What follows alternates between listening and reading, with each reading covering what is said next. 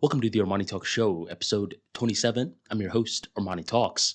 Within the show, I'm covering a range of communication skills, going from public speaking, social skills, emotional intelligence, and much more. Join the tribe by hitting that subscribe button right on below, hit that bell notification, and never miss another episode again. If you're listening from podcast, I just sit back, enjoy. I know a lot of people listen to these episodes whenever they're making these long drives.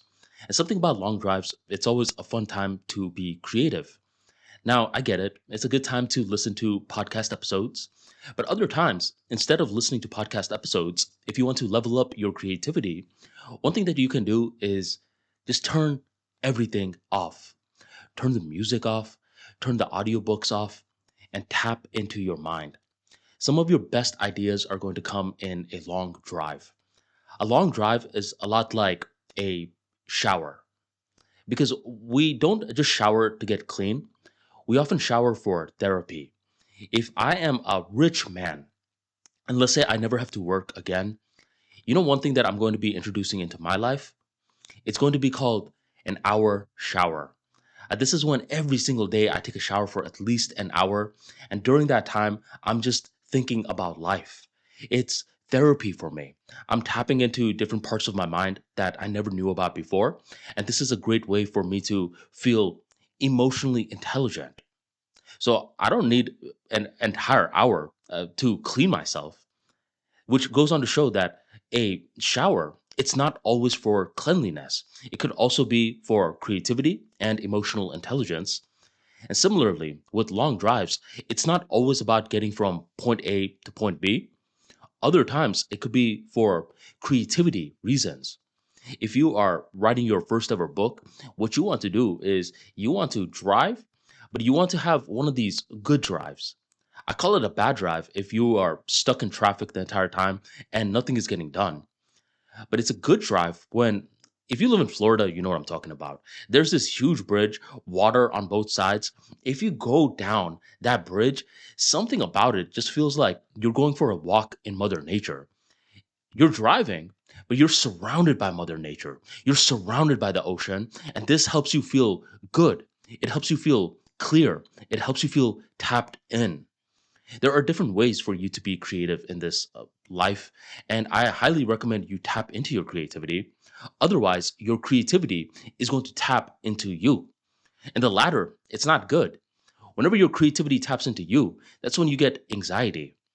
Because anxious people, they are some of the most creative individuals you will ever meet in your life.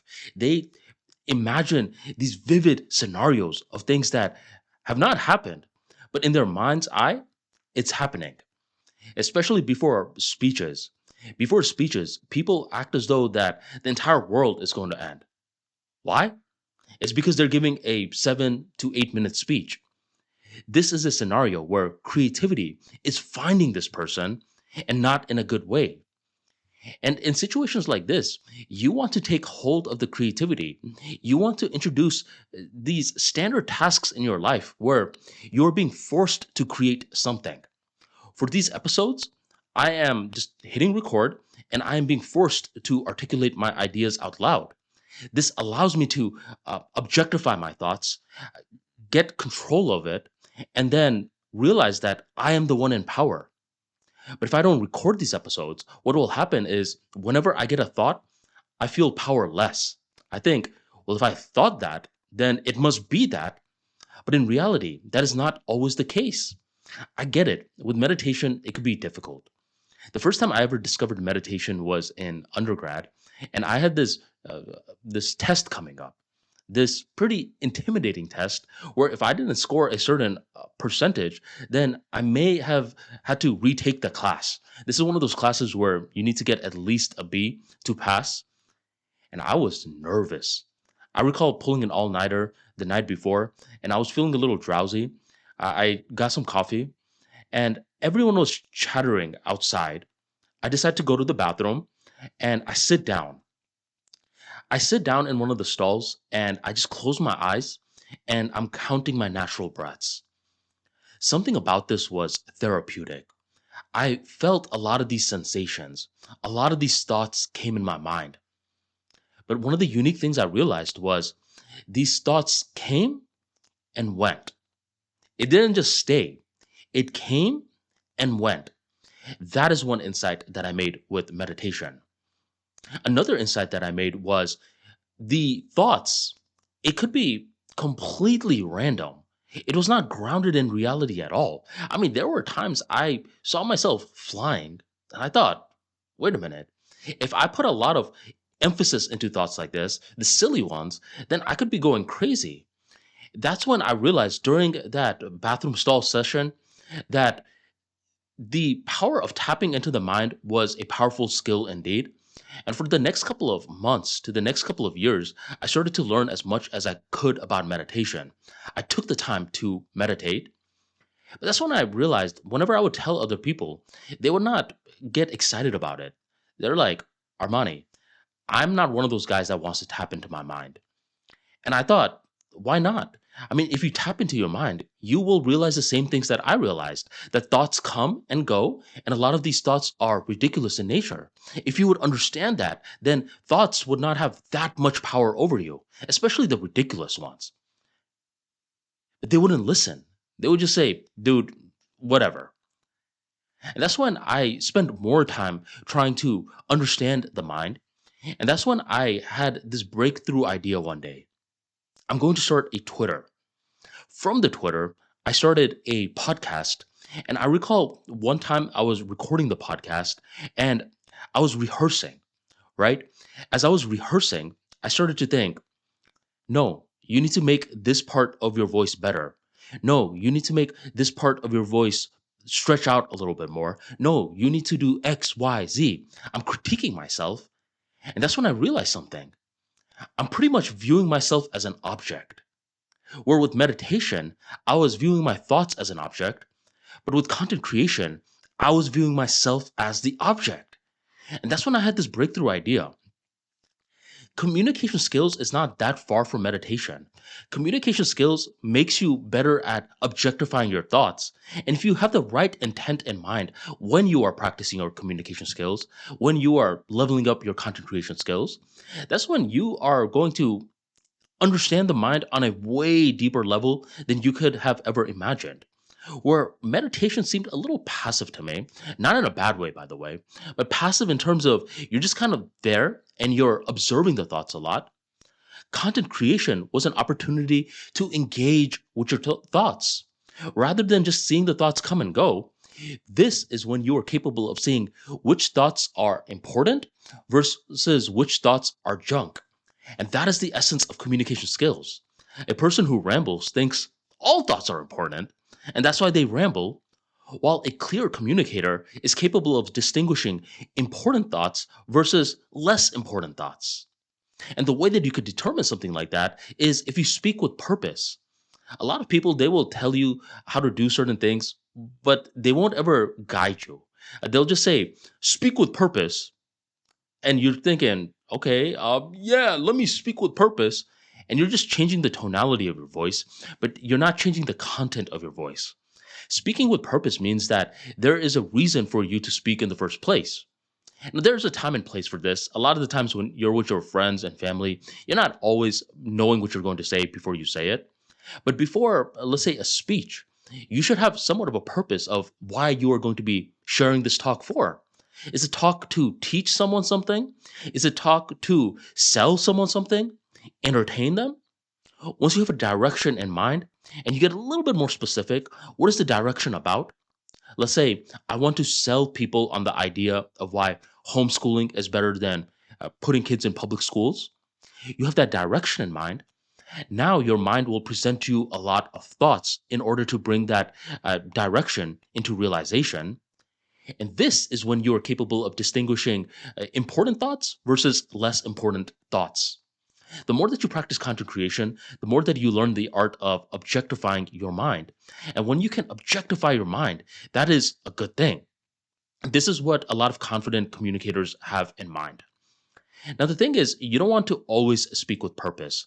There's a time and place where you need to realize that you've been speaking so much that it's something that's subconscious in nature. And this is when I can tell that I'm developing a friendship with someone. It's when my mind does not always have to be on. It's when I could turn my mind off and whatever I say, I understand that this person will either just acknowledge as this is just Armani saying Armani stuff, or they know what to contribute with. I recall I was talking to my brother a couple of weeks back, and there was this one moment when he was saying something, and I respond something, and then after I respond back, I think, "What the heck did you just say? What you just said made no sense."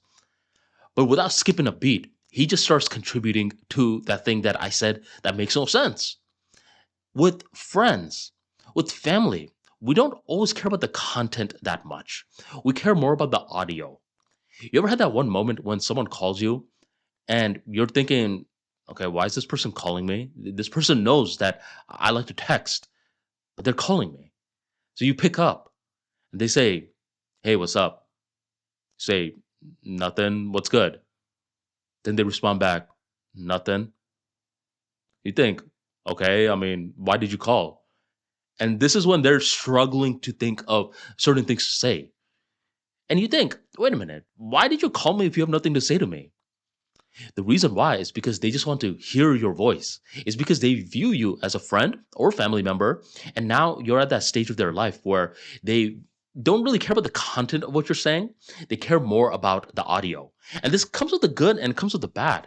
It's good because it's somewhat sweet that people just want to hear from you. It doesn't matter what you say. It's just the audio that they care for.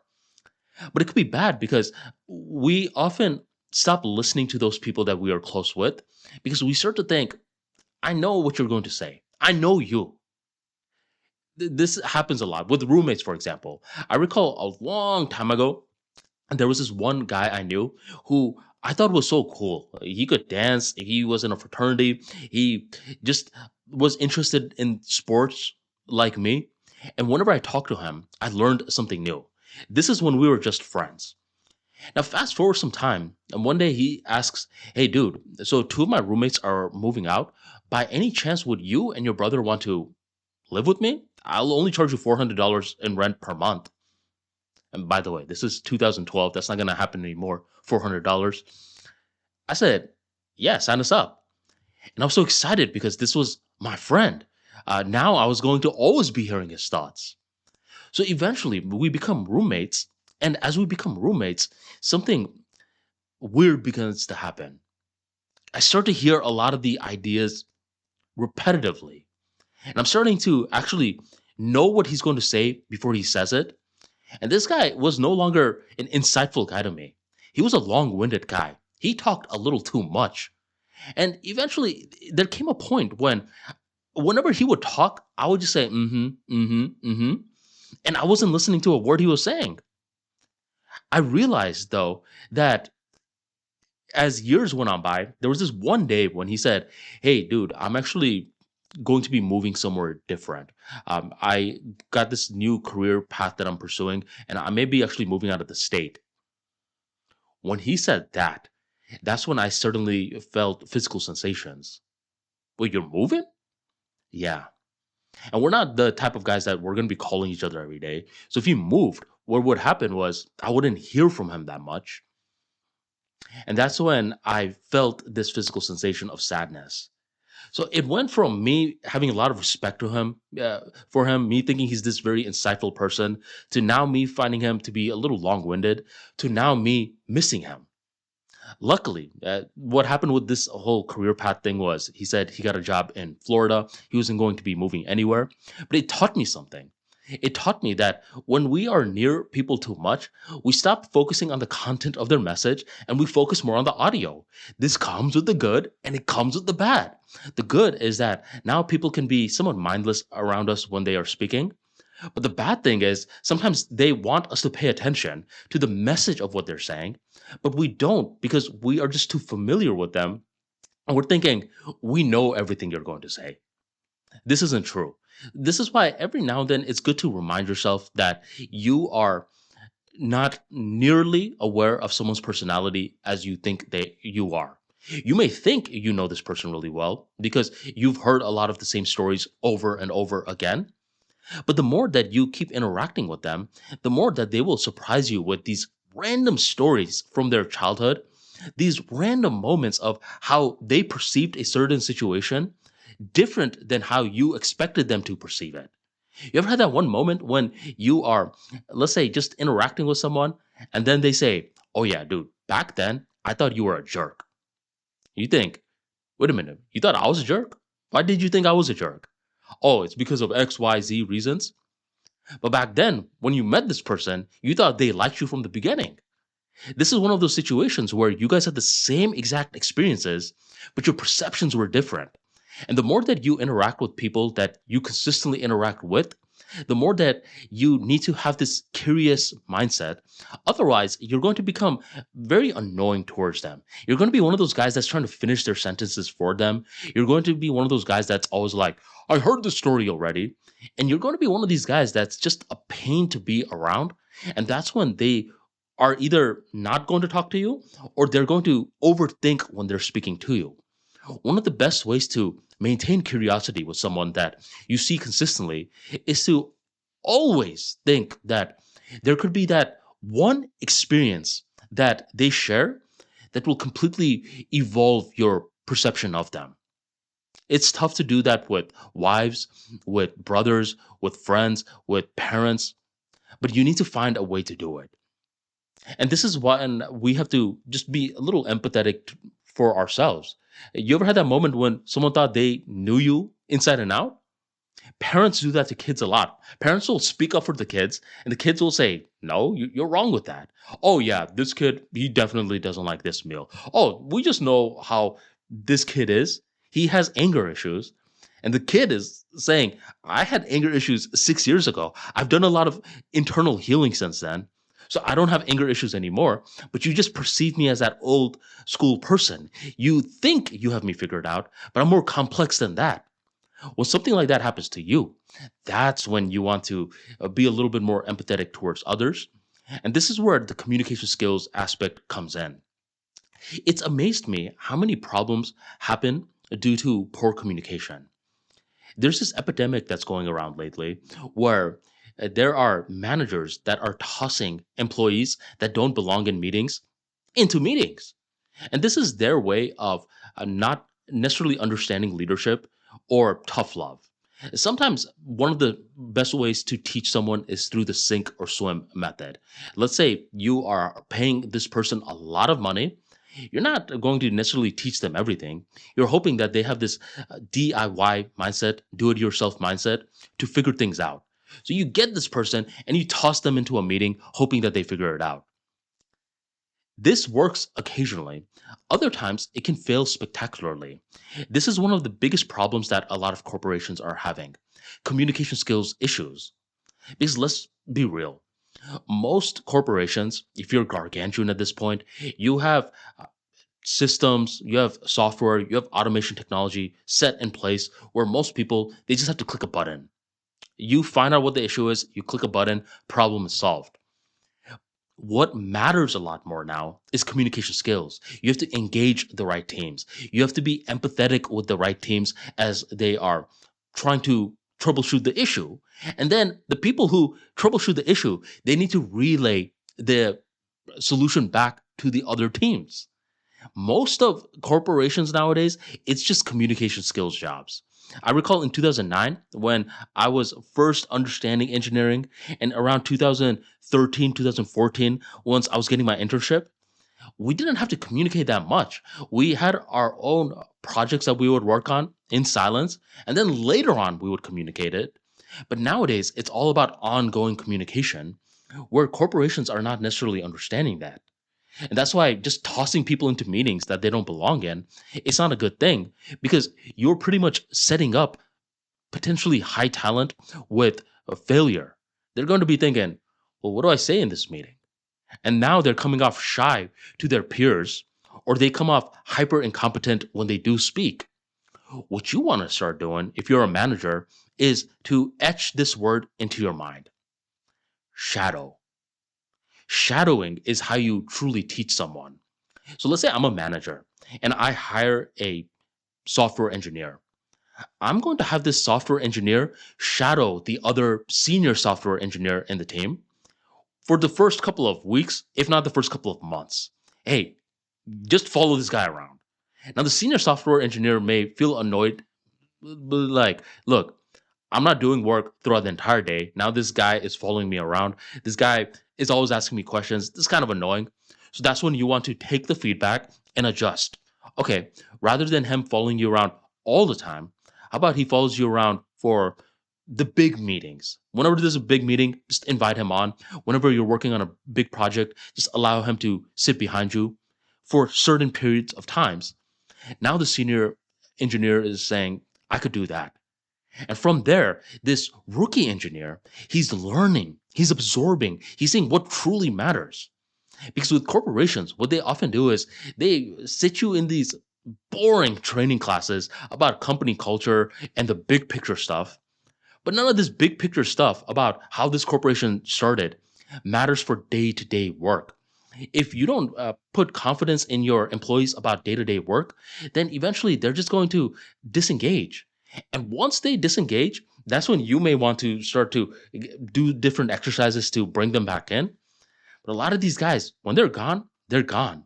Especially these new age people. If they were born in 2000s, just understand that they don't tolerate disrespect that much. So if you hire them and you just have them sitting off to the sidelines, or you're setting them up from failure by putting them in meetings that they don't belong in, they're going to get annoyed with you. And behind your back, they're going to start looking for new opportunities. This is why the number one thing you want to do in corporate life nowadays is to over communicate. The first day you hire someone, hey, do you know what you have to do? No, no, no. All that stuff, forget about that. The job listing that you read, forget about that. They just force us to write some junk. None of that matters. What matters, and then you say what matters, and here's how I'm going to set you up for success. That's it. That's your goal as a manager. Because managers, you got to understand, they're people too. The best way to understand managers are to is to understand parents that became parents a little too soon. There was this one show back in the days, I believe it was called Teen Mom. It's basically 18-year-olds, 19-year-olds who became a mom too soon accidentally. And you could see that they are way in over their heads. They're married to a deadbeat. Their kids are taking up way too much of their time. And this teen mom, they don't even have an identity yet. So they don't know how to properly contextualize this kid in relationship to their life. So this teen mom is way in over her head. And it's the same thing with these managers. What happens with these managers nowadays is that they're a subject matter expert in one part of their life. A person who is trained to be a manager says, hey, I'm going to leave. And now your company is panicking, saying, oh man, we need to replace the manager. So that's when they get this subject matter expert. They put them in as a manager. But this guy is a subject matter expert. He knows how the application and the product works, but he doesn't know how people work. And due to this disconnect, eventually he's sort of like a teen mom. He is having all this stuff thrown at him. He's way in over his head. Guess what though? He's still working. And if you're listening to this podcast, you may be one of those guys that is way in over your head. The thing is, you just need to pause, you need to breathe, and you need to understand what is important versus what is not important. What is not important is having your employee do all these boring training classes about company culture. Sure, that may be something that's mandatory for them to do, especially by company guidelines. But that's something that they have to do. Trust me on this one. It's not going to take them all day to do this. What is important is shadowing. You want to set your employees up to speak in a certain way where the seniors are leading and the younger people are shadowing the seniors. And this is when you are creating an ecosystem of winners. You keep saying, hey, look, we are high performers. We are going to do our best. I'm not going to micromanage you. I expect you to manage yourself. And the way that you allow someone to manage themselves is by giving them information, giving them knowledge, giving them wisdom. And from there, this is when they level up. Nowadays, corporations always get a bad rep. The 9 to 5 always gets a bad rep, but I'm one of those guys that doesn't diss 9 to 5 that much. Just like I don't diss college, because there's a path out there for everyone. I'm not one of those guys that thinks everyone should be an entrepreneur. I really don't. I think being an entrepreneur is one of the toughest things you can do, especially nowadays. People often make the argument, well, nowadays there are tools out there that can allow you to set up your business with ease. That's true, but you also have to think that one through. If everyone is setting up their business, that means there is more competition. The competition is no longer with the average Joe right down the street.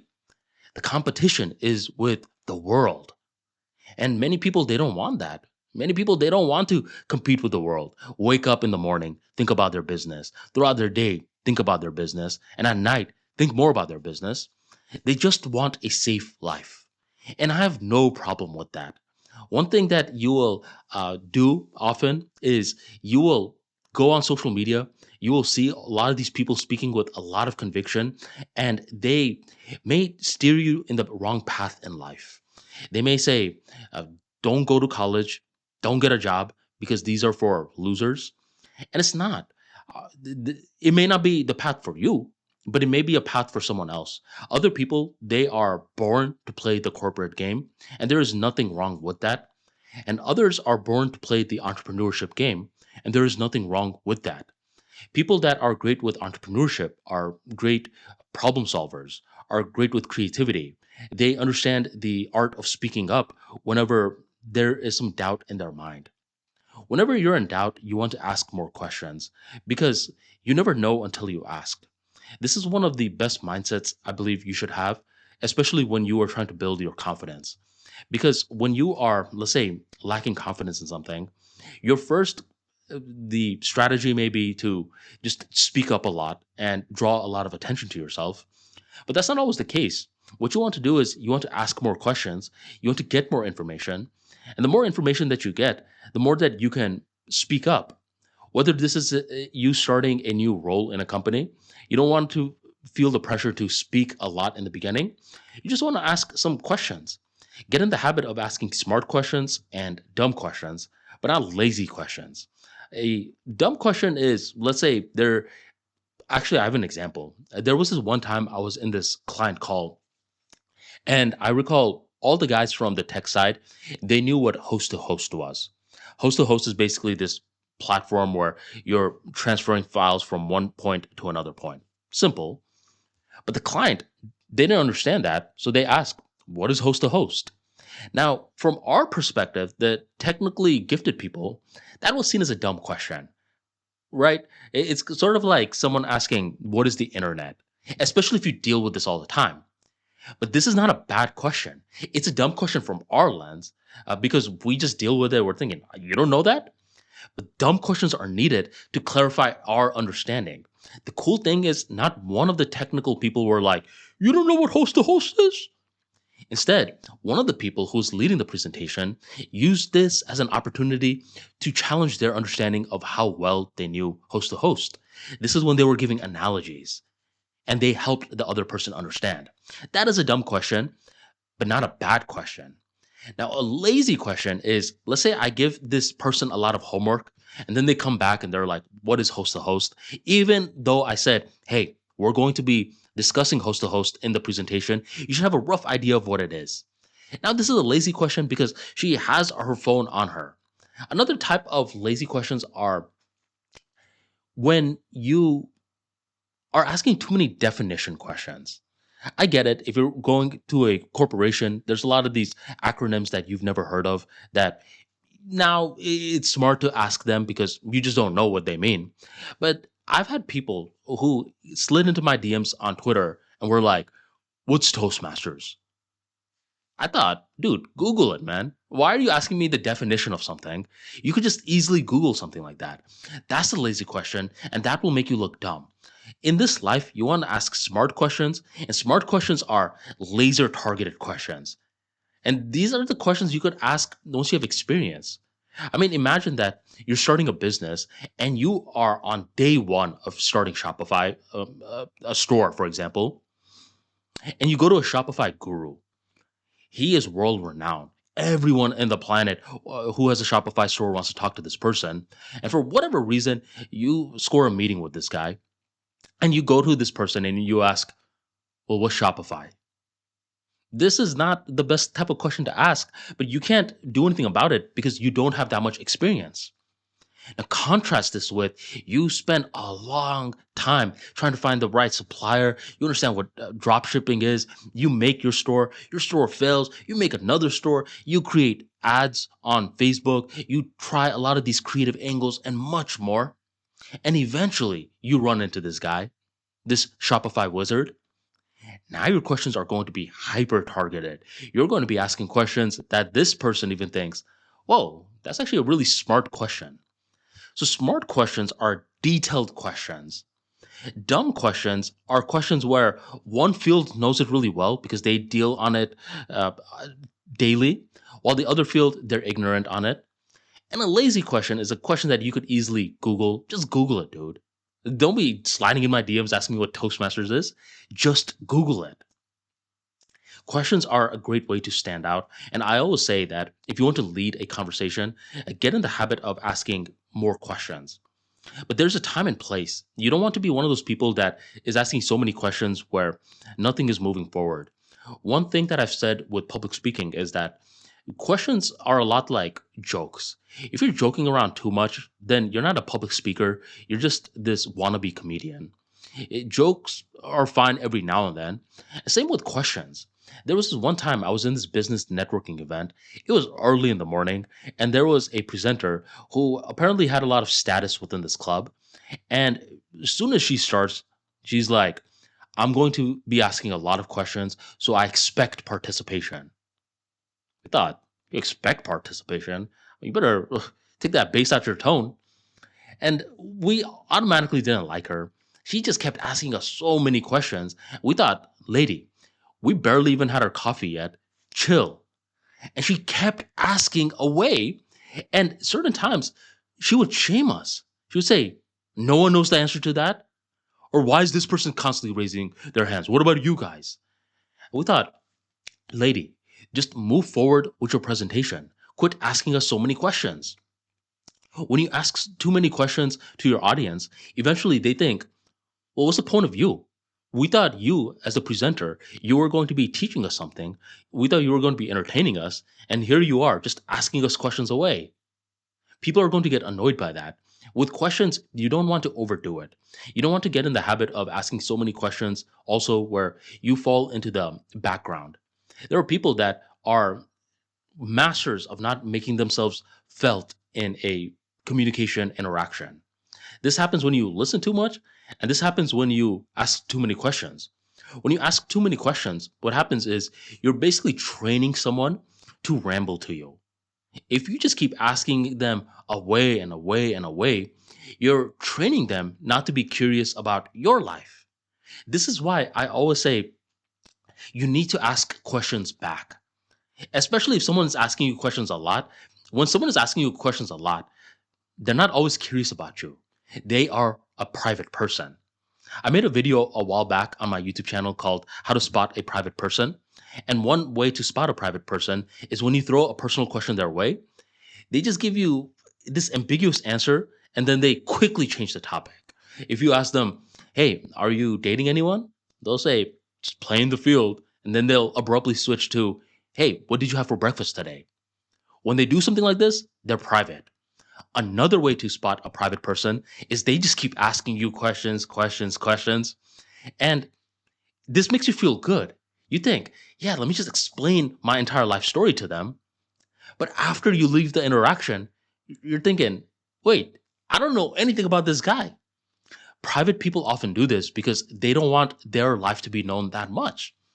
But don't let them off the hook that easily. Where if people are asking you that many questions, you have to get in the habit of asking, well, what about you? You respond back, and before they could ask another question, you just say, well, what about you? And this is a great way for the interaction to flow well. Now, tread lightly because some private people, they know all the shenanigans that you're going to pull. But if you're going to be talking to me, I'm going to make you somewhat open up. Not too much.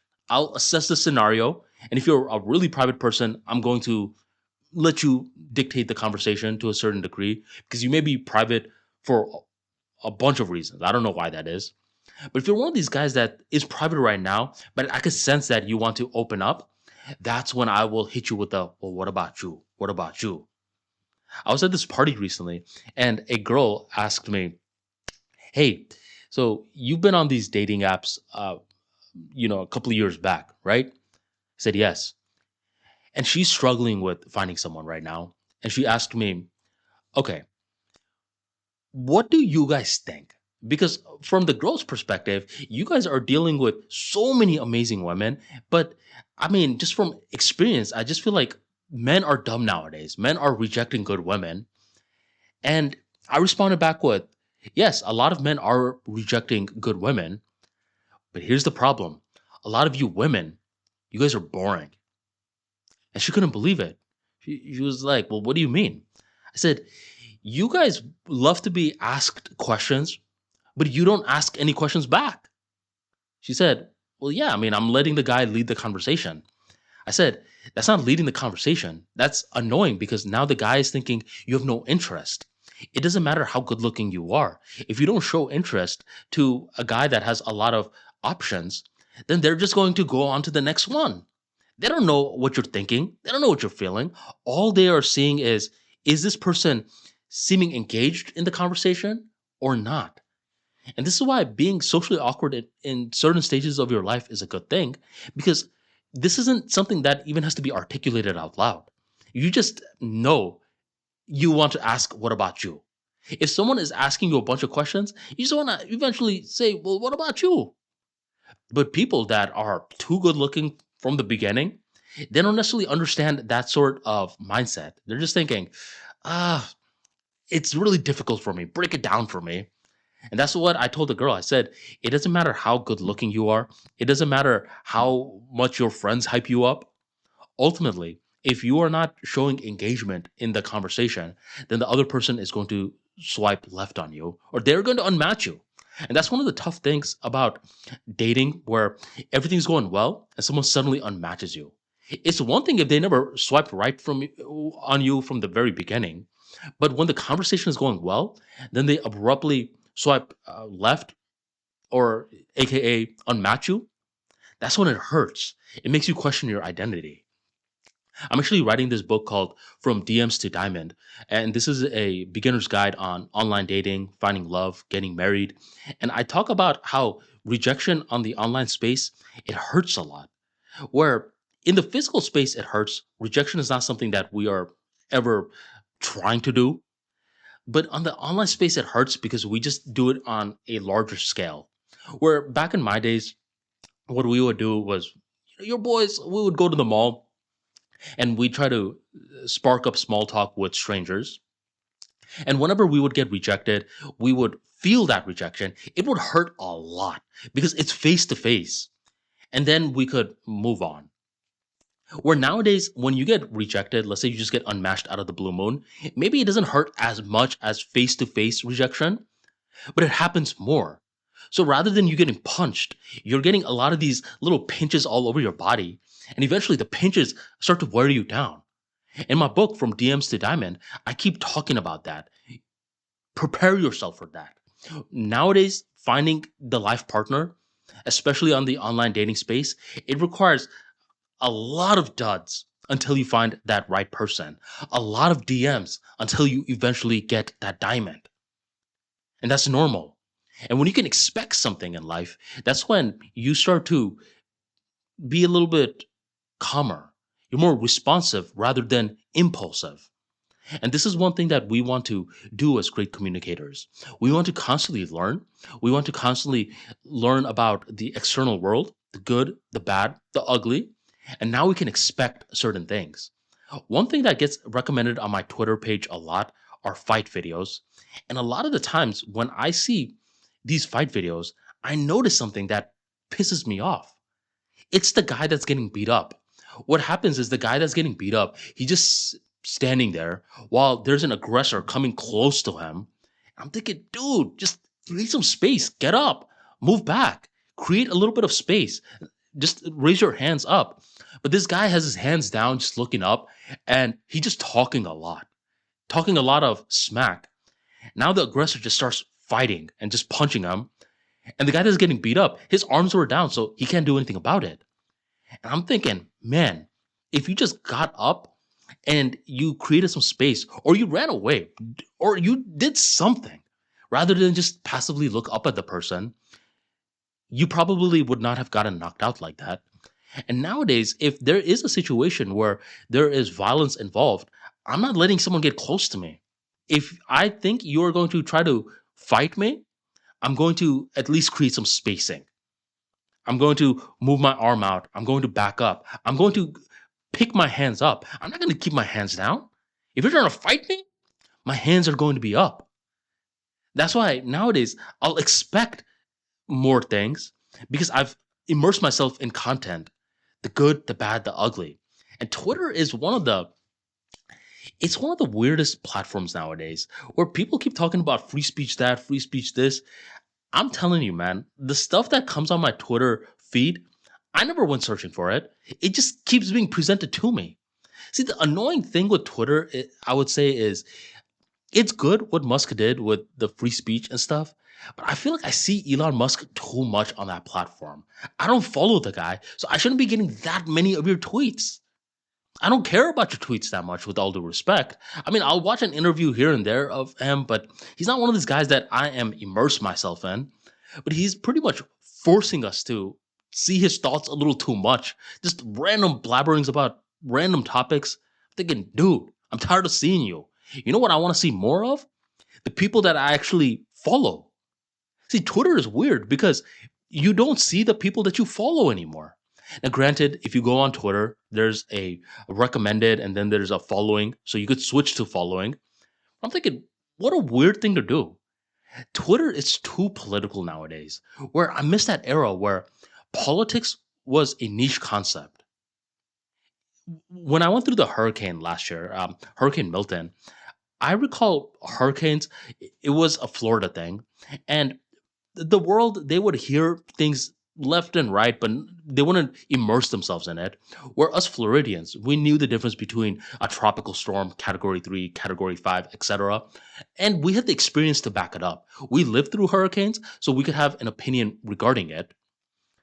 But with the last hurricane, what happened was everyone became a meteorologist. I thought, man, what do you know about hurricanes? This person from Chicago has this passionate opinion about why people should evacuate for Hurricane Milton. I thought, dude, you don't know anything about what you're talking about. Why are you, of all people, having an opinion? And it just showed me that social media empowers the wrong people to have opinions regarding topics they have no business having opinions on. And that's what Twitter is nowadays, where politics used to be a niche concept. Now everyone is a political scientist. I think, man, I literally want my Twitter feed to look like what it looked like before, where I would get some motivation, right? I would get some advice on how to hit the gym. Every now and then I get some political information, but politics is not the North Star of the platform.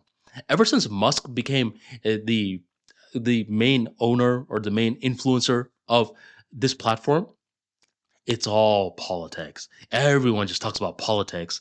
And I think, man, I really miss the old Twitter. I never put my faith in any social media platforms, by the way. And I suggest you don't either. These platforms, they could switch up so quick. I mean, there was this one guy that was talking about last year how he was making a lot of money from Skillshare. Then out of the blue moon, Skillshare made one change and suddenly his profits got slashed. Nowadays, he's being forced to create other courses, run more ads, and experiment. That's the thing with online business. And nowadays, that's the thing with online consumerism. The thing that's different with the internet that I've noticed is before, I would search up content. And if I didn't like certain content that was being recommended to me, I could just scroll past it or I could click thumbs down and I would never see it again. But nowadays, I feel like the internet is becoming intrusive thoughts. It's like the more that you're trying to run away from a thought, aka a content piece, the more it keeps finding you. I mean, there was this girl named Sexy Red who I was being recommended a lot. I said, I don't care about this content at all. And I would always scroll past. I would always click thumbs down. I would always do my best to avoid Sexy Red. And the more that I tried to avoid Sexy Red, the more the content kept finding me. Same with that Haktua girl. As soon as I saw it, I said, this is not something I care about at all. I don't want to have anything to do with it. But I kept getting recommended the content. And now there's this other dude that made this very viral morning routine of him doing a bunch of stuff, putting his face in ice cold water, etc. Again, I don't care for this at all, but I keep getting recommended it. Right now, social media is at this weird stage where it keeps recommending content to people that don't care about it. And when you tell people this, I did not search this at all, they look at you in a suspicious way. Say, well, why are they recommending it to you then? Dude, I don't know. They're just recommending it to me. In the future, what's going to happen, here's my prediction, is personalization technology is going to evolve. These social medias are finally going to get smarter and they're going to get hyper niche. Right now, there's this book called The Long Tail Theory, where it's this distribution curve that's made, and the top of that distribution curve, it's mainstream hits. Think Backstreet Boys. And then the tail end of the distribution curve are the niche hits. Think of like the Pickleback. It's not even a brand, but let's say it is a brand. But let's say it's such a small brand in comparison to the Backstreet Boys. Backstreet Boys have mainstream fame, while Pickleback gets maybe 1,000 listens for the entire year. Now, you as a let's say a music producer, you may be thinking, well, let me make more songs like the Backstreet Boys. But the long tail theory is saying, no, you want to sell more of less. That's why you want to focus on more of these niche markets like the picklebacks. I think the same thing is going to happen to the internet. I think in the future, what's going to happen is that personalization technology is going to evolve. So whenever someone is coming to the internet, it's going to match their desires. Whatever they are thinking about at that moment is going to recommend content for that person. It's not going to force feed us sexy reds to someone who doesn't care. It's going to analyze this person's desires after seeing how they're searching for a long time. And then it's going to recommend hyper niche content. And that's my entire prediction. That's how I'm building the ArmaniTalks brand on, where I truly do believe in the long tail theory, more of selling less. And I believe in personalization technology, at least the future of it. And that's why I'm making, if you go through my YouTube channel, if you go through my podcasts, my blogs, my newsletters, my books, you'll see hyper niche content. I mean, I talk about niche communication skills topics such as throat pain while you're speaking. I talk about psychoneuromuscular theory. What? Yep, I talk about it because in the future, this is a niche concept. And with personalization technology, if someone is curious, if I watch myself back, does it influence my nervous system? If you even think something like that, you will be recommended an ArmaniTalks video. That's why I'm creating this rich library with plenty of different topics. Where right now it doesn't make sense. I mean, someone comes to the ArmaniTalks YouTube channel, they're thinking, oh man, this guy's just throwing random videos up there and just hoping to see what sticks. Poor guy, he's barely getting any views. But when you understand in the future that personalization technology is going to take over, you will see that these small videos that are covering hyper niche topics. I mean, I'm actually on my YouTube channel right now. Let me just talk about one. Put your face on a resume. Is this a mainstream topic? Is everyone in the world searching for it? Absolutely not. But you know who is searching for it? A person that is, let's say they're on their job hunt right now. Let's say they're making a resume. A bunch of their resumes are sucking. It's because they have too much text. And one day, an intrusive thought comes in their mind. What if I put my face on my resume? And then they go on Google, they type something like that in. Boom, you will be recommended an ArmaniTalks video because I talked about this. This is the future of the internet, and it's going to take some time for it to materialize because with the whole Twitter example, I mean, Twitter right now sucks at personalization technology. It sucks. It does the exact opposite of personalization technology. It gets the exact opposite of what I want and forces me to like it, versus in the future, we will see what someone likes and we just feed it to them. It's that simple. The internet is meant to be simple, and that's where the evolution goes towards. We are doing our best to make it simple. I mean, think about it like this. Before the internet browser, you were on your own. You are being forced to find information that you needed. Then the browser came. The browser made things more simple to access. Then the entire thing with the websites. I mean, when I was first starting my journey, building a website was seen as a complex process. Nowadays, it's simple. I don't need to learn HTML, CSS, etc. I could just learn WordPress and boom, I have my site. Everything evolves towards simplicity on the internet. And right now we are, I would say, in the medieval times. Things are difficult. And it's annoying because whenever things are difficult on the internet, it influences culture. I mean, the fact that I'm constantly being recommended political news that I did not even ask for means that other people are also being recommended political news. So they suddenly go from average Joe to this political scientist and they start to have these hardcore opinions about these random political topics. They become radicalized. They don't know what they're talking about. You're talking to them. And then suddenly they want you to debate politics with them. You're thinking, man, what started off in the internet is now influencing my day to day life. So this is not what we want. We want the internet to become simple. And it will become more simple if you truly understand two core principles, which is the long tail theory and personalization technology. Now, this is a prediction. I could be completely wrong, by the way. Maybe in 10 years is the exact same. And that's one thing that you have to understand whenever you're putting your ideas out there. You're going to be right a lot of times, and you're going to be wrong a lot of times. And it just comes with the territory. Don't use being wrong as an opportunity not to share your ideas again. You're not going to always be right the first time. The best way to become a better communicator is when you are getting in the habit of constantly articulating your ideas. Eventually, you will build your confidence. You will see when you are right about something. And when you are right about something, it will help you realize that being wrong was needed to be right. Now, with that being said, I do want to talk about putting your face on your resume, one of the random videos that I just chose for my YouTube channel. You could hear more about it if you actually go on the actual talk. But putting your face on a resume, I think it's what is called a pattern interrupt, where some people, they will say that it's a little cringe to put your face on your resume, where I don't think it's cringe at all. I think it's deeply embedded in a psychological principle where whenever there's a lot of text and people are just seeing text, that's what they're becoming familiar with. They're going from resume to resume, seeing text after text after text. Suddenly, you put a picture of your face. Maybe they don't like you. Maybe they recognize you from before. They don't like you as a person. Maybe you are not highly credentialed either for this particular role. It doesn't matter. If they are seeing a bunch of text and suddenly they see a picture, they are forced to stop and look. And that's all the principle behind putting your face on a resume is, because we just want these recruiters to look at our resume, right?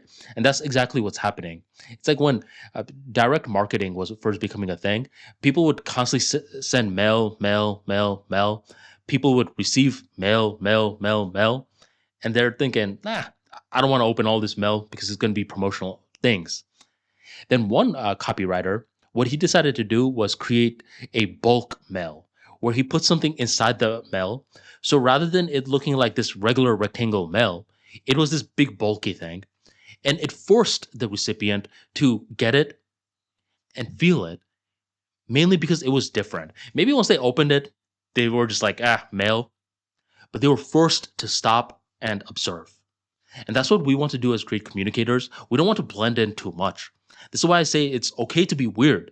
I mean, if your voice is different, a lot of people have low confidence with that. They say, oh man, this person critiqued my video, this person, I guess I need to sound like everyone else. No, you don't. I mean, this could be one of those things that is your version of a bulk mail. It's you putting your face on your resume. There is nothing wrong with that. And you need to embrace certain weird sides to you. This is when you start to create pattern interrupts. See, winners, they don't always blend in.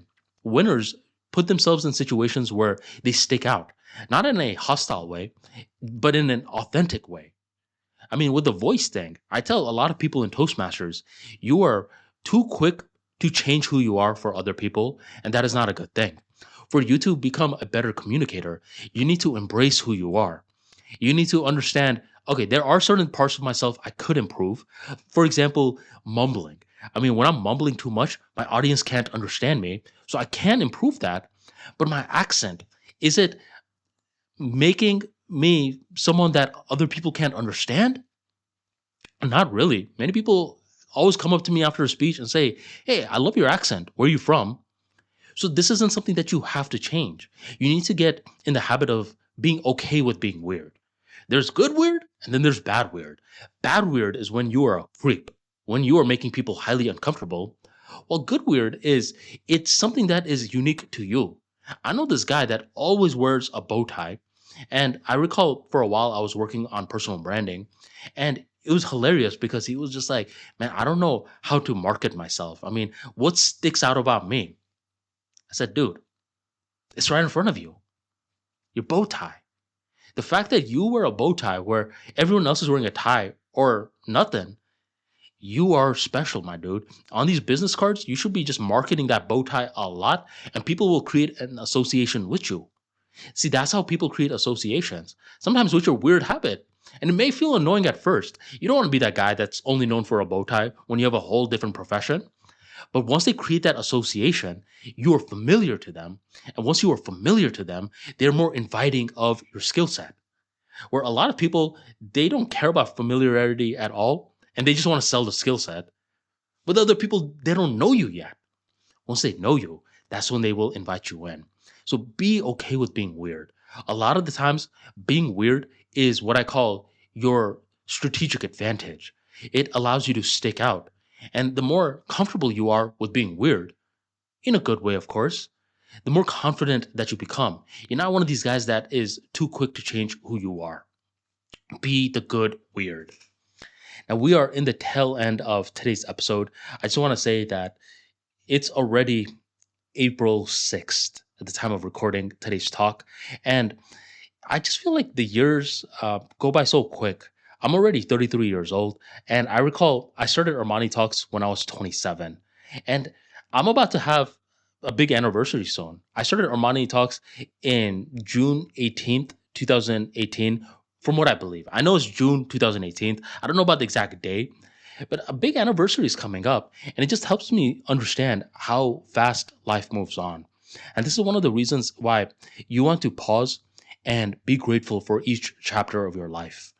There are people that have this very negative attitude as they start to pile on the years, where my philosophy is always evaluate your life as a big story, view each year as a new chapter, and think about the different things that you learned.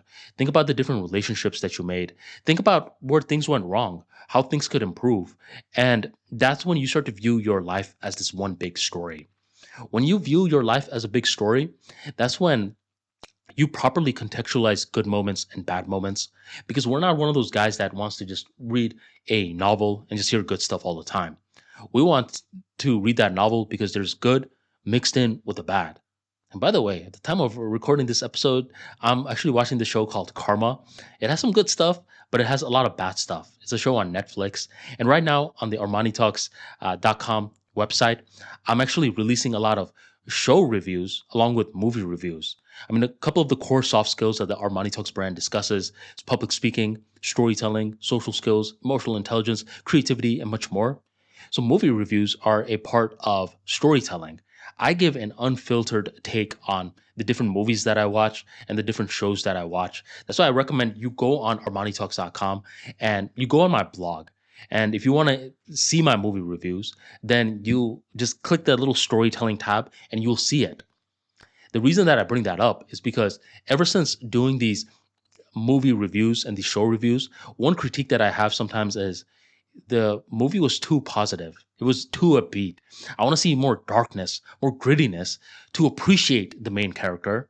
And it's the same thing with life. You want to be one of those guys that embraces bad moments in your life. Otherwise, you're not making that beautiful story, homie. Beautiful stories are made when darkness, pain, grit It doesn't break the main character, it only strengthens who they are. So if you want more content like this, be sure to go on ArmaniTalks.com, hit blog to stay updated with the latest blogs. And if you like the blogs, then you can subscribe to my newsletter. On the same website, just go on the top, you'll see a red button that writes newsletter, or you could just go on ArmaniTalks.com/newsletter. You put in your email, and every single day at 7 p.m. EST, you'll get a brand new newsletter on how to level up your communication skills. Everything is delivered in story form, so I'm not lecturing you, homie. I'm creating narratives that will engulf you and transform who you are. Go on ArmaniTalks.com/newsletter and sign up today. Thank you very much for joining me, and I'll catch you next time.